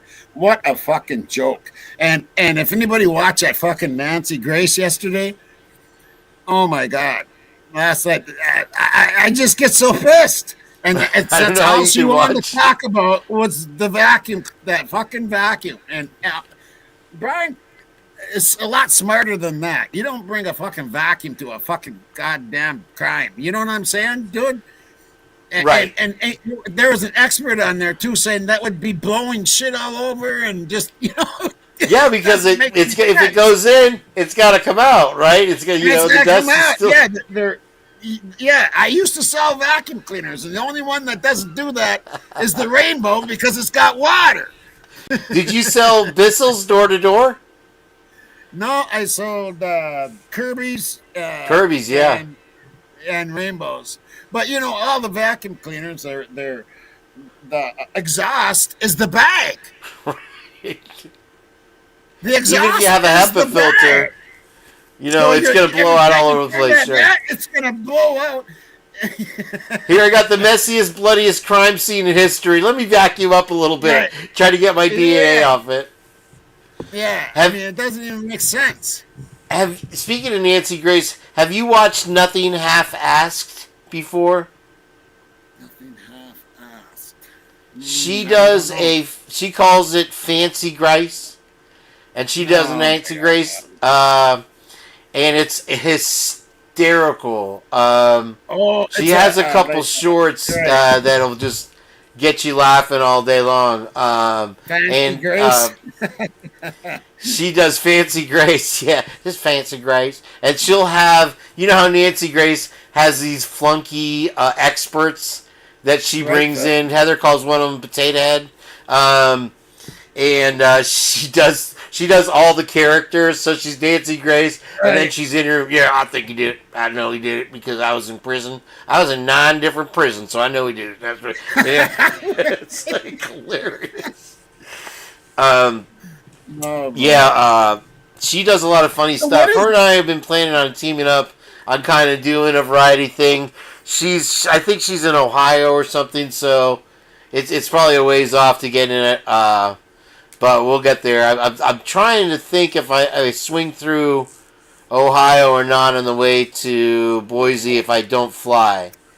I'm thinking about driving it, but I don't know if my car can handle the mountains out there anyway. So where are you at now? What's that? Where are you at now? I'm in Florida. I'm in Tampa Bay, Florida. Oh, okay. Well, yeah, that's a cruise in a car. It is. It took me 2 weeks to drive across country one time. I was stopping along the way a lot. I stopped with my brothers, but I tell you, it's a nightmare drive. Well, what I'm saying, once I get to the West Coast, there, the mountains, I had a PT Cruiser I took to North Carolina, and the transmission couldn't handle going to my girlfriend's house up in the hills, So I don't want to risk my main vehicle just to drive out there. You can go Right. out there. I guess the round trip ticket's only like $350. Meanie looked it up the other day from Tampa Bay. So I think I'll probably do Really? that and just rent a car. Oh, that's cheap. $350 round trip. Yep. Wow. And it was $650 to fly in a Pullman. So I was like, I'll just go down to Boise right from the start. And it'll be fun. I know Rory will be there, and then Yep. you know, you'll have AR and Twiz, and I'm sure Lionel will be boots on the ground also. So it'll be, and then also I don't know if you're familiar with Dinky IMO. He's trying to come over from Britain, and I think Willie is also trying to get out there. Are you familiar with Dinky? Yeah, I'd love to get out there. Yeah, I know Dinky. I watch him here and there. Yep. Yeah, that would be your blast. Maybe we could rent an RV and have like a party RV. And that would be fun. Oh God, that would be fun. I've thought about having like a big party, like around this area or a little south or something, midway in the country, and just having a big party with this family and other creators' families and other creators, and just, you know what I mean? I think it'd be fun. Yeah, no, I especially if we have something to celebrate. Right. I was watching one of my old videos, and I don't do a lot of true crime outside of Idaho 4, but I had followed the Delphi case for the entire length of the span there, and I made a last-minute video going live when they announced the verdict. And I was watching myself again, and it brought me to tears, man. I forgot that I cried on camera. Well, I wasn't crying, but yeah, that is our worst case. I've cried a scenario. few times, like on this show. I have even cried a few times. Yeah, it's a emotional roller coaster, bro. It's nuts. It is, and I think creative people like musicians and stuff are a little more emotional anyway. You know what I mean? I think this YouTube is a wacky place. It really, I mean, there's just... It really is. Do you remember before we had channels, when we go to YouTube and then all of a sudden you fucking end up in some fucking crazy land? Do you know what I'm talking about? You go on normal video, and the next thing you know, you're in some fucking crazy place. I don't understand why they haven't upgraded the interactive features more on YouTube. Like, I'm kind of tempted just to make everybody in my chat a moderator so that they can at least post a link. Like if they have a video or a picture they want to share. You know, it's like... I'd like to keep 20 mods. I'm at like 14 or 15 or something right now. But I like to keep around 20 mods. Sure. I mean, why do they restrict people from showing a video or being able to talk? Like on the new Twitch, they have like the headset thing where you can actually speak to the creator while they're live. And I know that I don't like the platform's reputation, but Discord also has that where everybody can get talking. And it's like the old days with the chat rooms. Remember the telephone chat rooms? Did you ever do one of those back in the day, AT&T days, on the landline phones? On landline? They used to have... first they came out with the private lines. So, like, my sister was really popular in high school, you know. Well, they had party lines. Party lines. I'm in the middle of fucking kind of nowhere, so they might not have had that. I don't know. I never got out. That was kind of towards the end, you know, where remember they came out with the caller ID little boxes, and you had a little box, and it would show you who was calling. Right. And then they had all the star 67 and star 69. But it would be interesting because I feel like MySpace had more interactive features than YouTube does, and certainly Facebook does. And the only thing is that YouTube, you can like go 12 hours on a video. That's a lot of storage, dude, that they're storing. Think Yeah, about you got to think. I have 150 videos times 3 hours each. That's whatever math is. That's a lot of 450 space hours. to take up. Now, do you use HD as your camera, HD, and you broadcast? I'm trying to figure out how you broadcast, because after my video plays in the analytics thing, it says SD, standard definition. So I don't know if they have an upgrade feature, because you're monetized and all that. I don't know if that's something that they offer to you later. I think mine is as SD, I think. Let me, no, it's HD. I just use my laptop's camera, dude, and mic. Maybe it's a setting that I got this thing and all that, and it works just as well using the it really, it doesn't matter, because they compress it too after you've streamed, so the audio quality and the video quality obviously are going to go down. But yeah, no, it's made some strange bedfellows, I think, and we've seen a lot of creators come and go. Remember the guy who created the fake audio, allegedly, and he was taken down there in the beginning, and Joe Morris or something like that? What did Joe he Morris? Do? He put in like a scream or something from the next door. I mean... it's wild. Right. Yeah, it is. Okay, let me check out something else here. Cool. Let's see. Where you at? You're up in Ohio, huh? Minnesota. Oh, that's right. You said Fargo. Yeah. The wood chipper. You got to be pretty cold. You guys haven't gotten above 40 in like a month or two, right? No, it's actually warmed up. Hold on here. It's actually warmed up. We were, for like a month and a half, we were below zero. I mean, like 20 to 40 below, yeah. Yeah, you don't want to move, man. You get comfy in bed there. But Minnesota... Things can change really fast in Minnesota. It was like a 70-degree change, and in one day, so we got up into the in the 40s within a day, and now it's in the 20s. But the wind is so strong that it's actually -1. The last I checked, the fuel like temp. You know what I mean? Wow. Well, we did get snow in the panhandle here. It's been a strange winter. Yeah, it has. Feel like temp. It's 14 degrees outside. Okay, it's warmed up even some more. The wind must have calmed down because it's a balmy 14 degrees today in Minnesota. Yeah. But I see 40s coming again, and March is coming. We'll get dumped on some more on snow-wise. It'll be that wet, heavy shit in March, maybe part of April.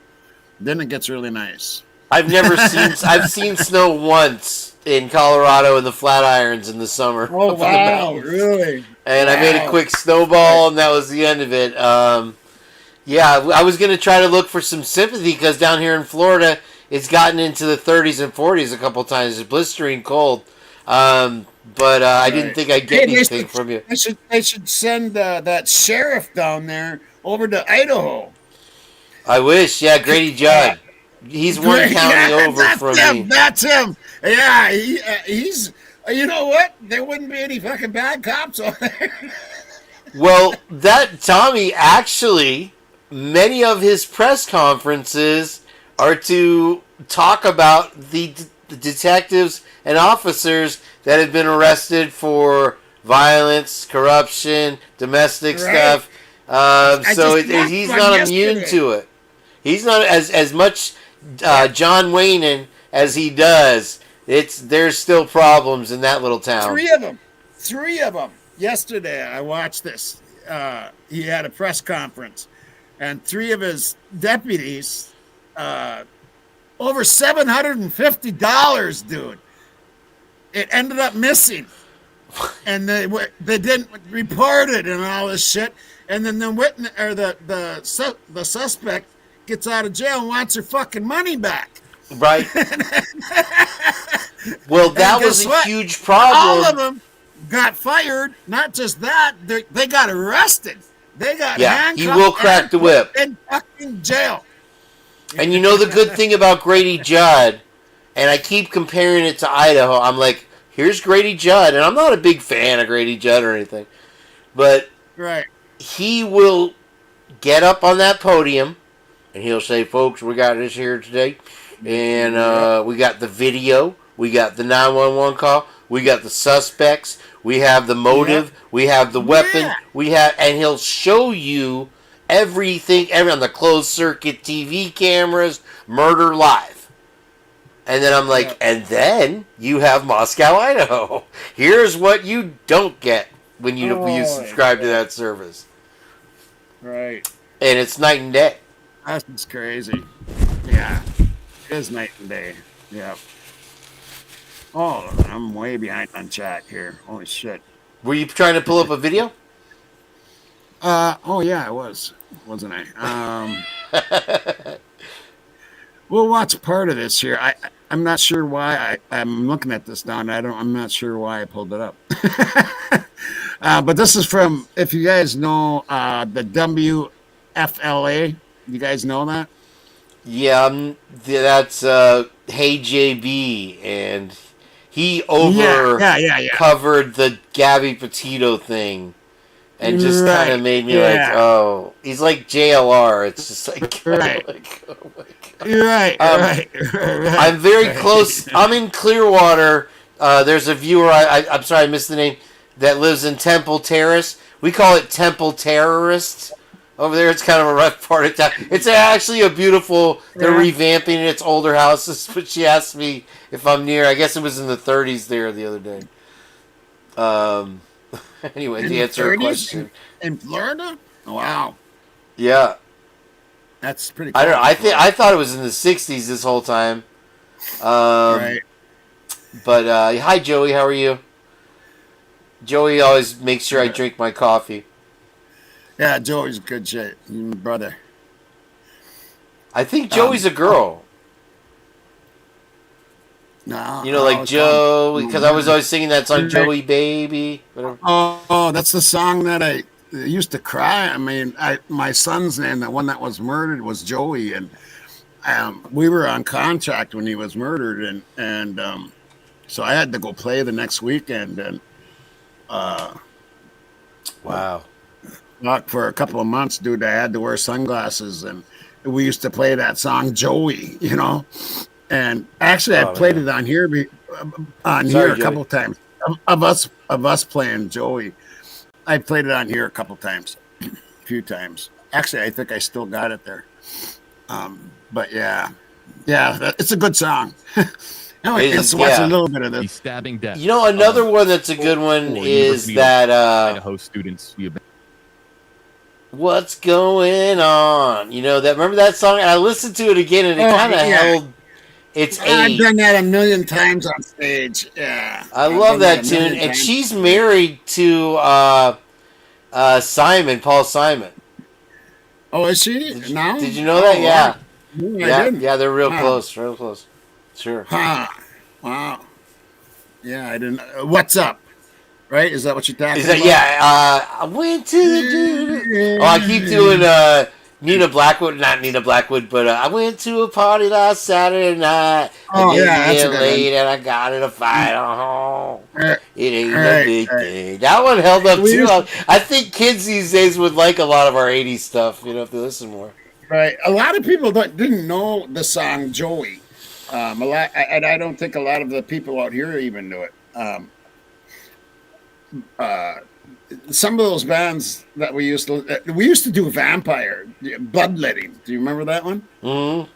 Yeah, there was a string of girl groups starting with like you had, I think there was one before the Go-Go's, and then you had the Bangles, and you had all and it just kind of a slew of stuff, And what was her the Runaways or something? Or dude, that song "Cherry Bomb" is still one of my favorite rock tunes of all time. Right.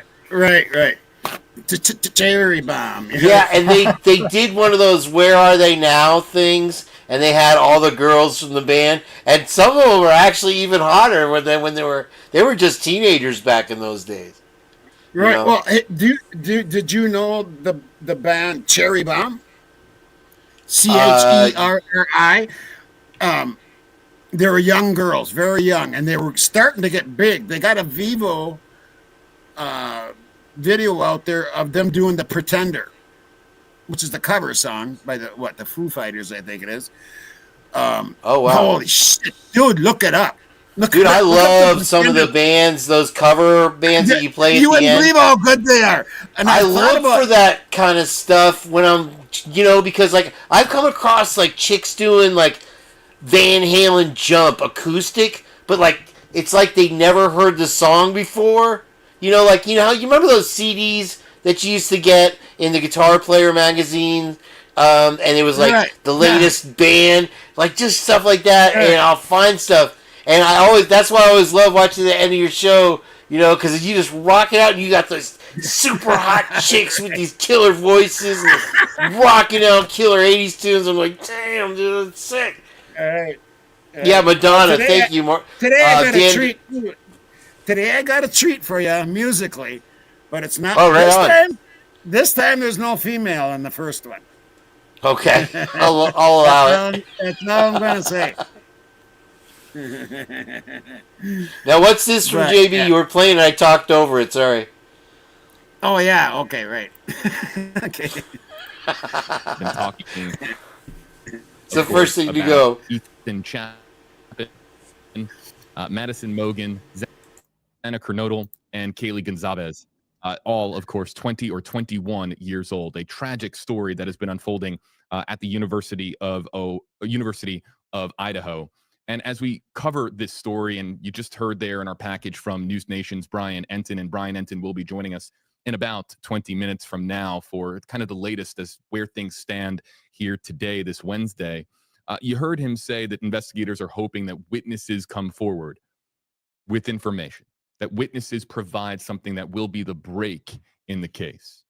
But what if witnesses don't ever provide that break in the case? What if witnesses don't have the information that police are desperately seeking, investigators desperately seeking to provide justice to these four families and to the University of Idaho community? What if evidence is really going to be the key? You see how much pressure they're putting on? I mean, the pressure that they're putting on, the media is putting on, is just extraordinary to this case. Well, great that we have experts from the University of South Florida joining us here live on stream. Professors Peter Massey and Thomas Hyslop joining us, taking time out of their day to join us. And Peter and Thomas have very specific focuses and different focuses, and that's why it's great to have them both here on the live stream. Good afternoon to you both, gentlemen. Peter, why don't we begin with you? Explain to our audience here your background and what your special focus is when it comes to the very, very vast field of forensic sciences. Sure. Thank you for having us. My background is I was law enforcement for 20 years. 10 of that was processing crime scenes. My educational background is in forensic science, so I kind of mix both the scientific aspect of it as well as the scene aspect of it. Terrific. Thomas, yourself? Yeah, hi, JB. I spent 23 years with the federal government, split between the Secret Service and the Department of Defense as a special agent. And for 22 of those years, I focused on cybercrime investigation and digital forensics. And that's what I now teach at the University of South Florida. I'm sure that both of you have been following this case with great interest, because really folks and experts in the field of forensic sciences have been following this case across the country. You don't have to be in Idaho, of course, to know about the stabbing deaths of the 4 University of Idaho students. Let me just give you both the opportunity. I'll throw you both up here on screen to speak in general about what you think of the case at this particular stage as we approach now a month with a killer still on the loose. Thomas, why don't we start with you? All right, thanks, JB. I think my impression initially and now is that, and Peter can speak more of this in a moment, the traditional forensics, there may not be the smoking gun at the scene, and that's why it's taken a while. But the digital forensics will hopefully lead to potential clues that can lead to a suspect or hopefully an arrest. Peter, you've been following the case, I'm sure, to an extent. What can you provide as far as what you've been witnessing here from the University of South Florida? Well, two things. One is obviously, we care about the families. We understand that the trauma that they're going through. But from the forensic side, what we need to understand is it takes time to run these examinations at the laboratory. There are other crimes or other cases that are coming in, so we still have to deal with that as far as the laboratory goes. So in time, we're going to get some answers, but it is going to. Yeah, I think this is why I wanted this to run this, is because this take some time. I'm very grateful to have you both because, again, going back to what I was just talking about, ideally, in a perfect world, a witness comes forward, sees something, a friend, a family member, somebody has some key piece of information that breaks the case. But if it doesn't shake out that way, as so many other cases do, if it actually does come down to the evidence, it could be physical evidence, which, of course, Peter, you are an expert in as far as crime scene and crime scene reconstruction. Thomas, you're going to be able to speak to us a little bit about digital evidence. And in addition, that body camera video that I'm going to ask you about here in a minute from the 911 call that came overnight. But I want to bring up some video here. This is video from the you're about to see it play here on your screen from the crime labs in Idaho, the state crime labs. 113 pieces of evidence have been collected, or I believe more than 113 pieces of evidence now. When it comes to Peter processing what has been described at great length as a very complex and difficult crime.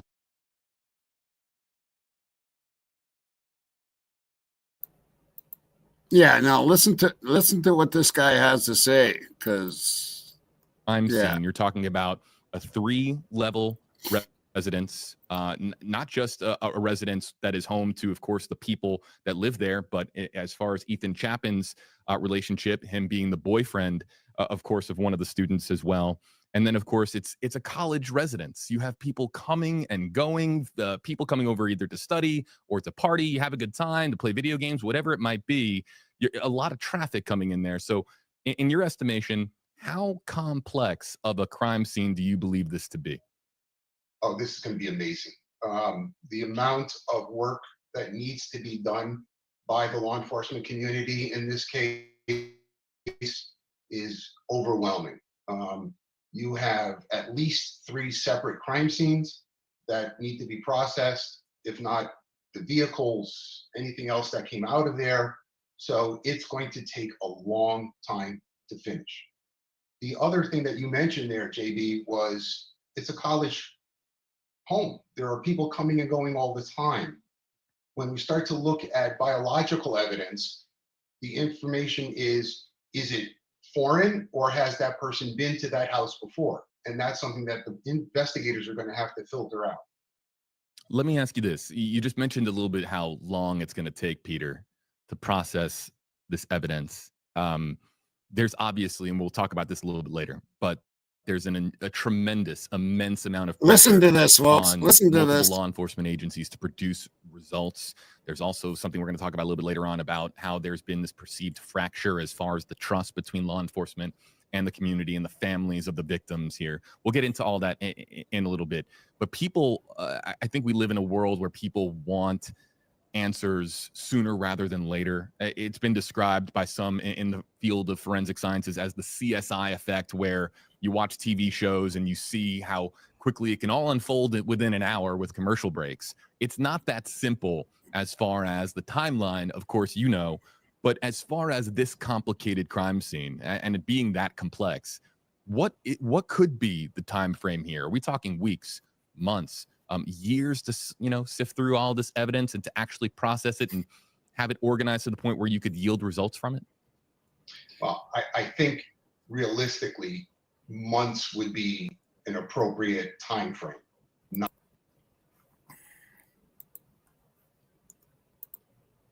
Realistically, months would be appropriate time frame. Months. And they had BK arrested in what? Month and a half? That was right around a month and a half, I think. Not weeks. Not weeks. Into the years, then we're talking about a cold case. Oh, I'm muted. Sorry. We need a I lot was more talking. information going forward. I'm not so sure we're going to get to that point. I pulled the Swamp Rose. Well, at least you didn't do. Yeah, at least you didn't start the show that way. It was a silent opening. Every YouTube creator does it. Yeah, It's part of being live. Oh my God! Yeah, I think that's the first time on the opening, though. I don't. Maybe. I think. I don't know. I'm not sure. JB, he always looks like he just swallowed a lemon, and they will go. Right. And I have sympathy for him now that I've done 8-hour and 16-hour lives and all this. They will just. He'll just keep going, and they'll repeat the same stuff over and over. And he doesn't really put a lot of speculation into anything. He likes to go by that mainstream narrative. Right. And another one who, but that expert in what he said. He said that this crime scene would take months. Right, and they and also the what you call it, the Othram Labs or the IgG that they sent over usually takes over a week to get a return on, and they had it back in one day. How did that happen? And not to mention the fact that it went it doubled in size on the way to the FBI or on the way to get tested. The sample itself actually doubled in size. Oops. Right. How did that happen? And something that a lot of creators picked up on that my Jen at Criminal Confidential had pointed out is perhaps they added the maternal DNA to it so that they would get that's how you can get 100% match. It is because you have the markers on the Y chromosome that are going to be grandfather, brother, uncle, son. But to get the 100% match, you need. So how does the DNA sample? And so why? Miss Potts was talking about it on her podcast or on one of her posts today. She was talking about the fact that they drove it from, I guess, from the Othram lab. The cops drove it down to Boise to get tested when they have their own plane. They could have just sent it any other way. Why drive 16 hours or whatever it is to get there and drive it yourself? And what happened on the way? Why did it double? Right. That's a long time. 16-hour drive. That's a fuck. Yeah, that's a long time. That's drive. Nuts. Why would you do that when you just put it on a plane and send it down to them? I always try to imagine what Jeff H. would say. Oh, well, they were trying to protect the sample, or maybe they were trying to corrupt the sample. At what point, do you? They didn't drive the hybrid. Yeah, that hybrid is an interesting thing. That car, you see at the band field, they're all mansplaining to the arrestees or whatever, the kids that are getting the ticket, about how it's a new program that they're starting and trying to save money with the hybrid. And yet you never find it in any records. It's never been used again. No. And it's the strangest thing. And so Rolamato had presented a theory that the those police officers themselves were running cover because they're right there. You can literally see the house from where they're doing this whole weird arrest or alcohol crackdown. They must have seen those 8 people run by, or at least the four of them, because eight of them, because it went right in front of the police light, right? Yeah. It's there's Rolo claims that he's presented a few times that a lot of the stuff has been blurred out, and you can clearly see where he's talking about when they show the back seat of the car, when they're showing the building behind it, and he zoomed in on it where you can clearly see there are people right there within the vicinity. Oh yeah, they were all over that. Spectator, and then you have the guys running in the background, like they're running from something. Right. I mean, maybe they didn't want to, and from the area of the crime scene, and right there, and from that, and remember the guy from Court TV, Brian Enton, he walked that path, where they were, and Toes. It was only 50 seconds, and he walked it. And they were running, and Toes actually did a good presentation on that and saying there was actually 5 people, and it looked to him like one was carrying a ladder. That he said that possibly one was carrying a ladder away from the scene. I can see. I don't know if you've seen the ones I did, but and I got from Euphoric, but you can actually see who they are. Yeah, that is. You can see who they really cleaned it up. However, he got that. I know exactly what you're talking about. And then the girl with the bun. They were all at the grub truck. I love Euphoric stuff. I think he's probably one of the. Yeah. I always say that my channel is YouTube's best kept secret. You know what I'm saying? But when you come into my chat. And you see who watch, it's the who's who of creators. So I used to say only creators watch this channel. Come and see your favorite creator. And I've even had Lana stop by, and Miss Potts is almost always there. And it's such a great chat because everybody cares so much. And what I was saying is that I know you have 100%. I know that everybody I know and me have given up some part of their life for this case, whether it's time, time with family, no doubt. And it's affected everyone, and that's why I always make sure I thank everybody for being here, because it's they bring more angles. Lose sleep over it. You know what I mean? Yeah. I mean, I see you, and you do exactly what I would do. You're getting out of the hospital. The first thing you did, what was the first thing you did? You went live.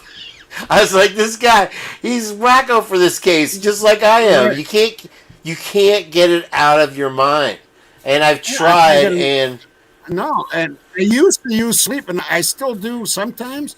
But I mean, it was every night for holy shit, dude. Especially when we were in the Reflection series and all that.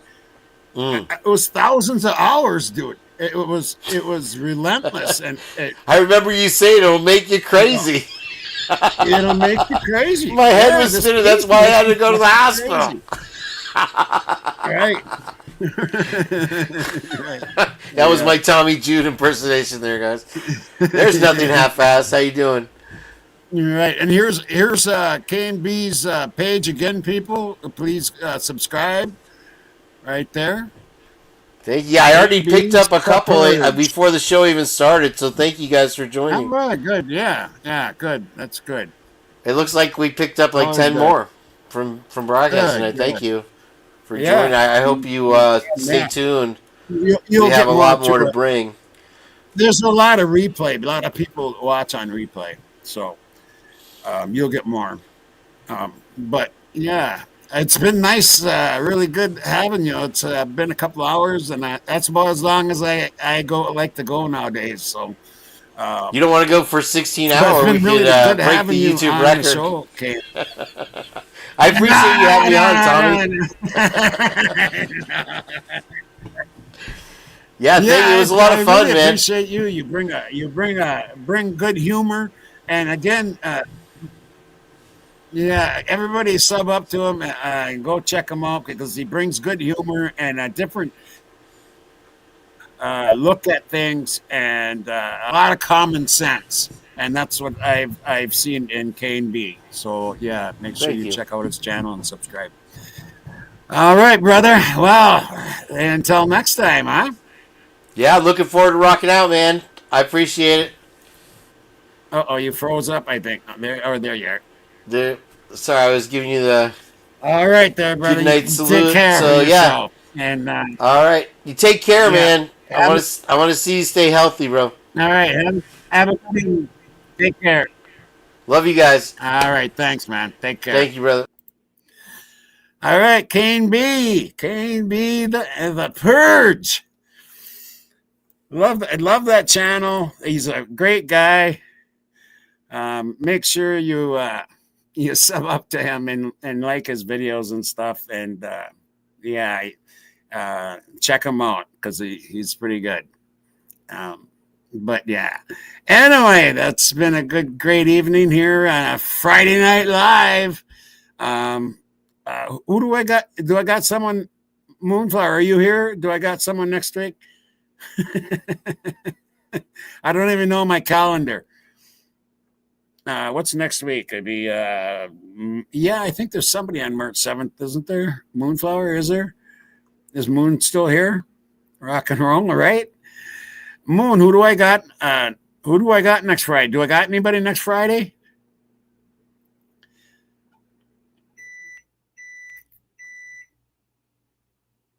Oh, Chick Bait. Yeah, next Friday is Chick Bait. Yeah, I'm excited to have her on too. Yeah, that'll be good. Yep. So next Friday will be Chick Bait. And yes, it was an awesome live tonight with Kane B. And the treat I have for you tonight, your subs, you are my heart. You are. And my mods, you are my soul. And until next time, rock and roll, this is someone you all know.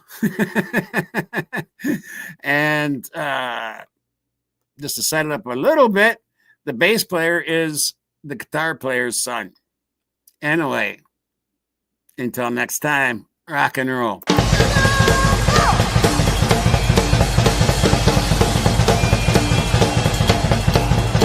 You gotta like them drums, Randy.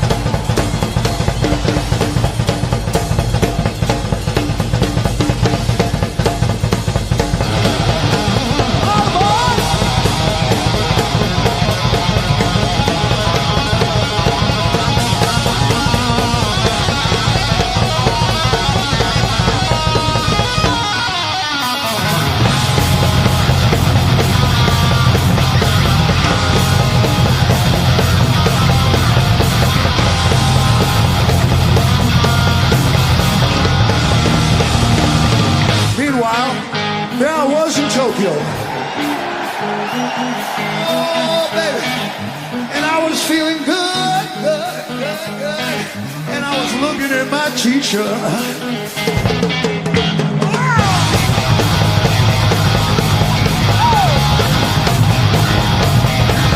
One more time around.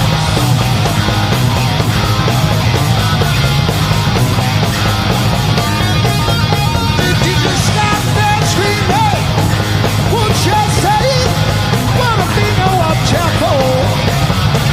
Maybe I should go to hell. Teacher says I'm doing well. Need to see me after school. I think of all the education that I had. I did my homework, was never quite like this. Got it bad. You love of the teacher. Got it bad, so bad. I'm a teacher.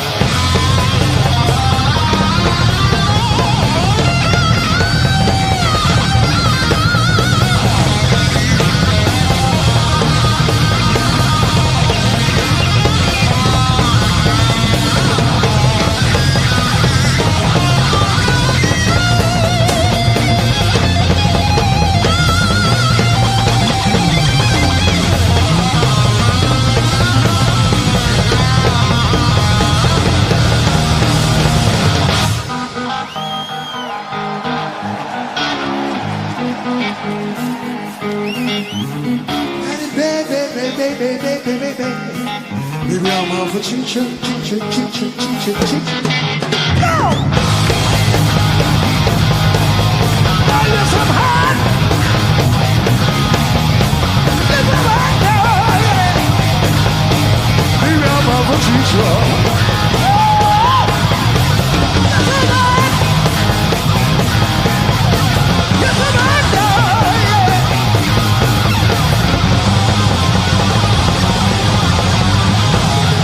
Look out below!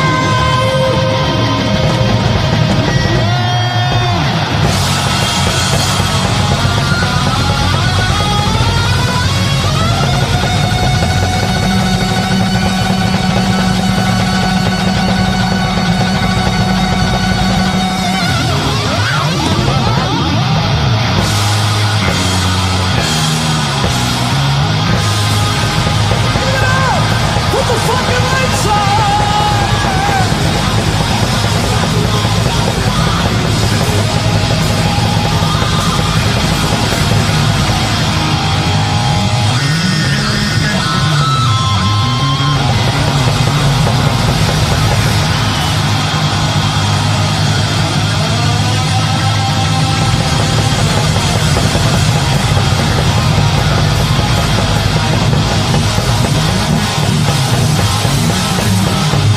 Look at all the people here tonight!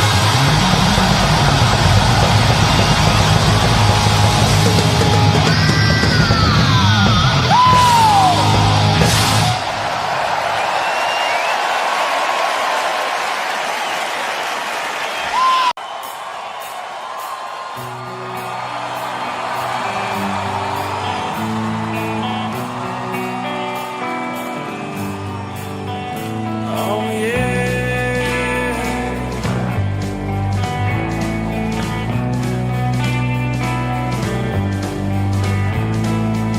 Well, I took a walk around the world to ease my troubled mind. I left my body laying somewhere in the hands of time. I watched the world pursue the dark side of the moon. I feel there's nothing I can do. Oh yeah. Oh yeah.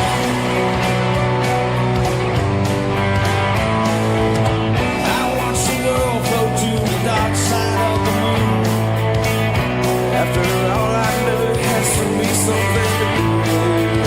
I really don't mind what happens now and then. Unless you leave in my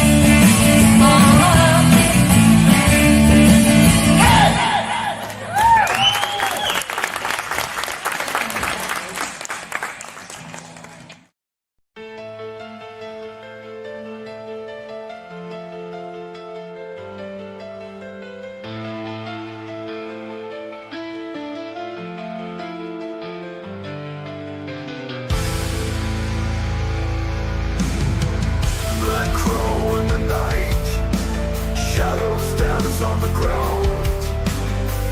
Whispers of the cold wind, they sing stories of grief. Red eyes stare from the top of the abyss.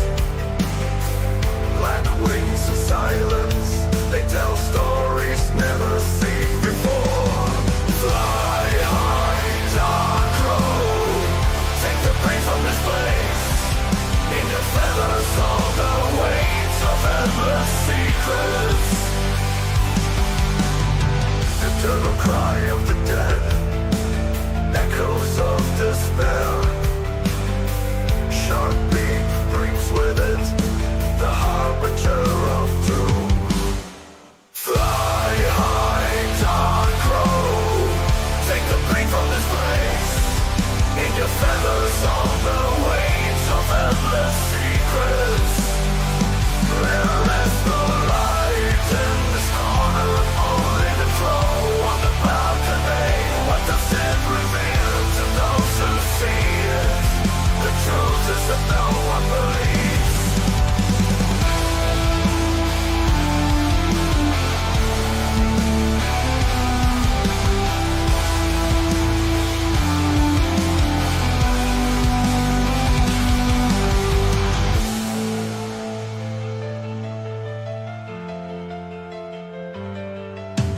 Fly high, dark crow, take the pain from this place. In your feathers all the weight of endless secrets.